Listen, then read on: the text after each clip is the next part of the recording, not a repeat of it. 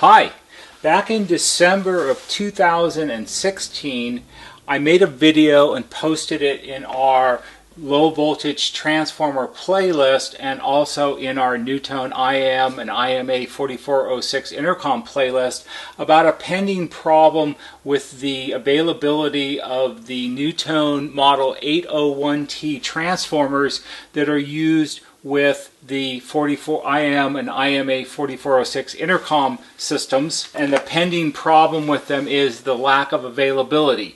They are no longer produced by NuTone, and the supply is dwindling fast and they're rapidly becoming unavailable. A couple of weeks ago I posted a second video which showed how I constructed a replacement low voltage transformer appliance for a customer in Seattle for her mid-1960s model 2540 intercom system. The 2540 has the same problem that will happen with the 4406s soon enough, which is their original 30 volt transformers have not been available for decades. In that video I showed how I took a readily available chassis mounted transformer and constructed a safe replacement that she could install in her home to power up her intercom system.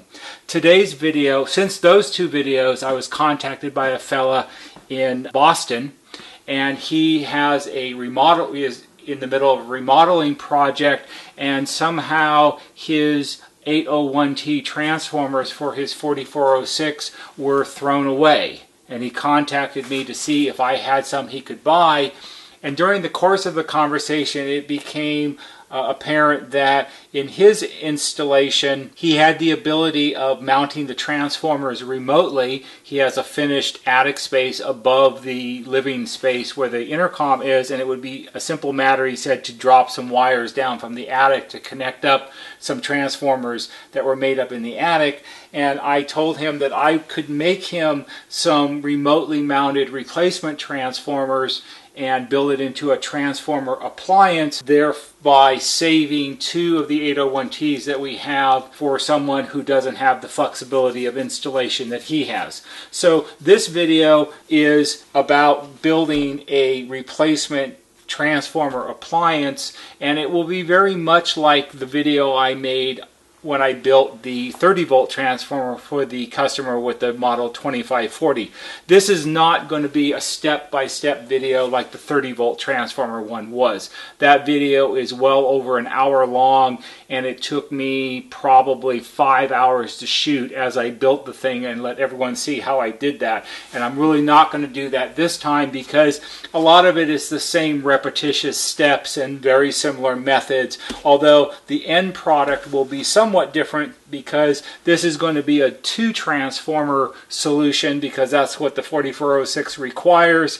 So these are some of the things I'm going to use to build it out of. We have our two chassis mount replacement transformers.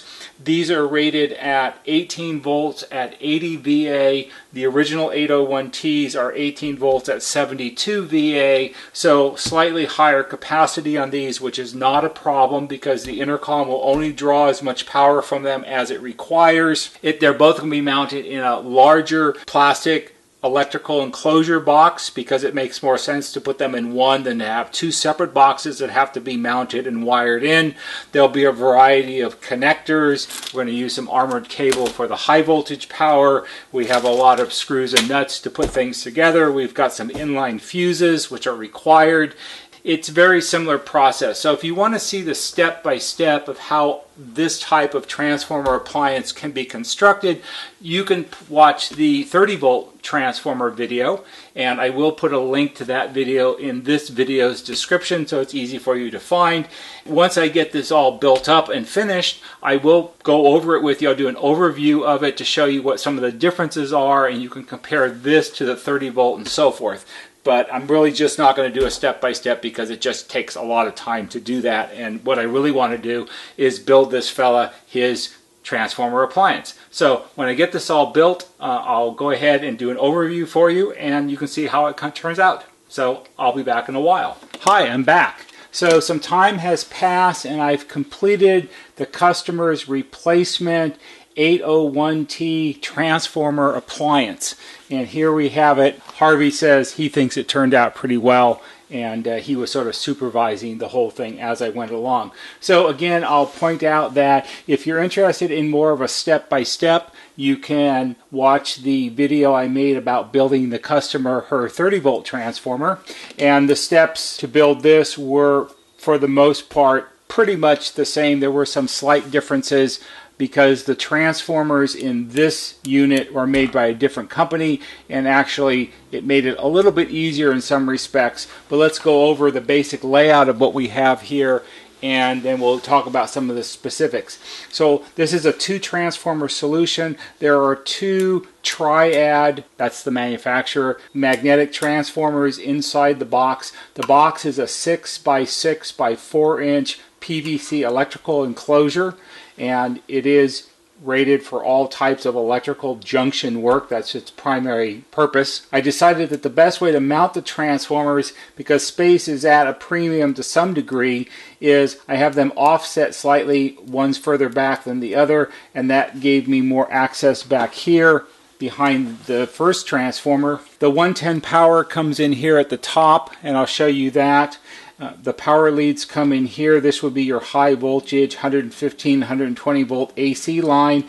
And I decided that since each transformer needs its own 110 or 115 volt power feed, I decided the easiest way to do this was I took the 110 leads from the armored cable and brought them down to a terminal strip, which is mounted down here inside the case. It's mounted through the case with lock washers and nuts.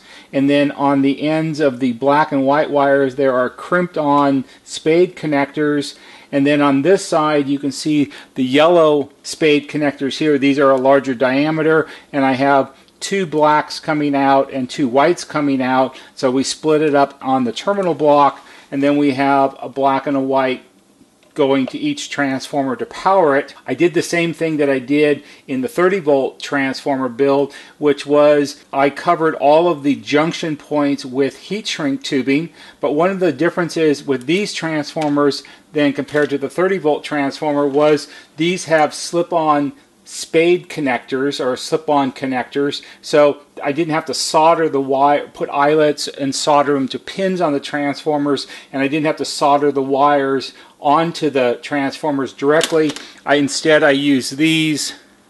These are little crimp-on wire connectors, so it's just a matter of stripping the wire back, inserting it into the connector, and crimping it closed with the proper tool, and that is an appropriate way to do this. And then there are a fair number of wires because there's the hot and the neutral that connect to their individual terminals, and then because these are multi-purpose transformers, these transformers can be powered by either 115 or 230 volt AC. There's a different jumper configuration that you have to follow to make sure you're powering them correctly, and fortunately that information comes on the manufacturer's data sheet. So once I got the high voltage side done on each transformer, then I moved on to the secondary side. Again, the secondary side has flexible output.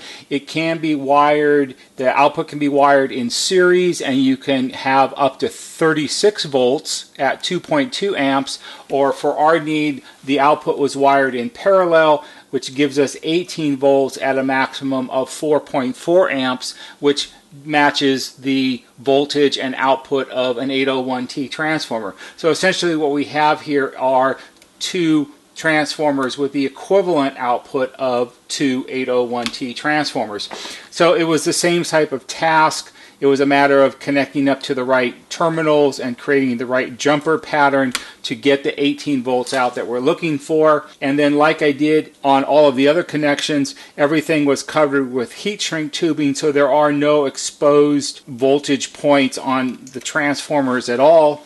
And then, like I did on the 30 volt transformer, we have an inline fuse for the output of each transformer. So there are 2 inline fuses. There's one on this side and one on this side. And following the manufacturer's recommendation, these have 5 amp slow blow fuses in them, which is what the manufacturer of the transformer recommends for the 18 volt application. When I made up the low voltage side wiring for the outputs of the transformers, I used 14 gauge copper hookup wire, and again, even here where they're connected onto the output terminal strips, they're soldered. That was one of the few points where I had to solder in the whole build of this, and then everything was covered with heat shrink tubing so nothing is exposed. I even covered the bodies of the fuse holders here. There is a wire that's attached under here and then one at the end of the fuse holder. This is all covered up. So there really isn't anything that's exposed inside the case, even though when this all gets closed up, there wouldn't, if you're poking your hands around down in here while it's live, that's on you. That's just a really foolish thing to do. It would have been nice if the box had been a little bigger. Originally I was looking for like a 6x8 box, which I couldn't find, so 6x6 worked out.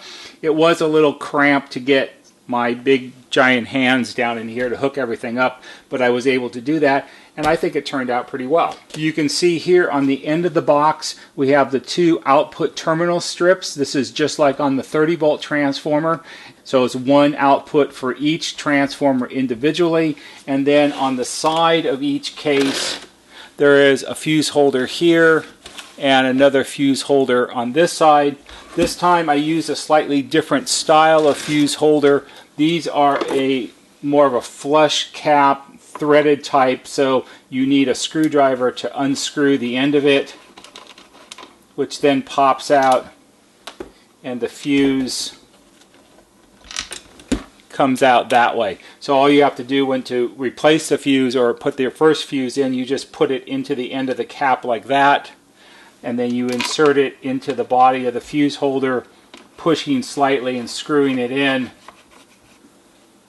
and you're all set. So that's pretty easy. And then you can see here at this end we have our electrical connection. So we have a threaded through PVC fitting here with a nut on the back, and then there's a short piece of 1/2-inch PVC pipe in the middle, and then this is our PVC to threaded connection here, and then we have our threaded metal connection with threads into the PVC. We have our armored cable, and at this end I did my right angle connector, and we have our hot and neutral wires coming out. I'm not sure if the electrician is going to use the right angle because he's going to put a box and wire it up, but if he wants to, he can always change this to something else because it's pretty standard. So let's go ahead and set this up and do some quick measurements and make sure it's good. Okay, so the way I have this set up is I have the transformers connected to my bench power supply, which I preset at 120 volts AC, and I'm going to take my meter probes, these, and I'm going to touch them to the output terminal of transformer number 1, and you can see right now it shows 1.8 millivolts, which is nothing. And I'm going to flip the bench power supply on, and the meter reading will change and show us our output voltage. We'll do transformer 1 first and then move over to transformer 2. So bench power supply is on, and transformer is putting out 20.6 volts AC. That's transformer number 1. And then transformer number 2, 20.7 volts. These are in line with what an 80T1 transformer is. You have to always remember that the 18 volt rating of the transformer would be the transformer under load. Right now these transformers are just free running with nothing connected to them, and I can tell you from personal experience that 801Ts run about 20.5 volts. So this is right in line with what you would expect. So all in all, this was a successful build. Not only will it meet the customer's requirements where it can be installed in a finished attic space where his furnace and other things are, it was done properly, it has the right rated transformers, and it also saved 2 genuine NuTone 801T transformers for someone who doesn't have the installation flexibility that this customer does. In the end, when this gets installed, before I ship it to them, we'll put the cover in place and it screws on the covers, and then I'll make some labeling for it that says what this is for, so if someone later on wonders what this is about, they'll be able to identify that it's the 2 low voltage transformers for the NuTone intercom system. We'll put ratings here on the output for each transformer. We'll put rating labels on each side for the fuses in case they need to be replaced at some point, and on the back where the high voltage comes in, we'll put the rating of what that's wired for, so it's all readily identified, so anyone in the future who wonders what this is for will know. It's really that simple. This was a successful project, and it solved a problem for a customer, and it also helped circumvent a problem with the shortage of 801T transformers. Again, if you're curious about the step-to-step, watch the video for the 30-volt build because it's very much the same. Harvey's been here the whole time supervising the build, even though he doesn't really know anything about transformers, but he says he's trying to learn because it gives him greater insights to how we should make videos, since they're all somewhat technical. Harvey, by the way, if you haven't met him, he's our shop mascot, and he came to the shop last December around the holidays, and he is in charge of our social media and YouTube videos. He's now the self-appointed executive producer of all of our YouTube videos. Harvey thinks that we're doing a pretty good job. He feels that the quality of the videos has gone up a lot since he showed up. So he says that if you like this video, please give it a thumbs up on YouTube, because thumbs up add up. And see, he got excited and he fell over as soon as we start talking about thumbs up, because he's very passionate about the whole YouTube thing. And today he's wearing his achievement medal, and I'm not sure what he achieved exactly, but he says it's important and it's relevant, so that's why he's wearing it.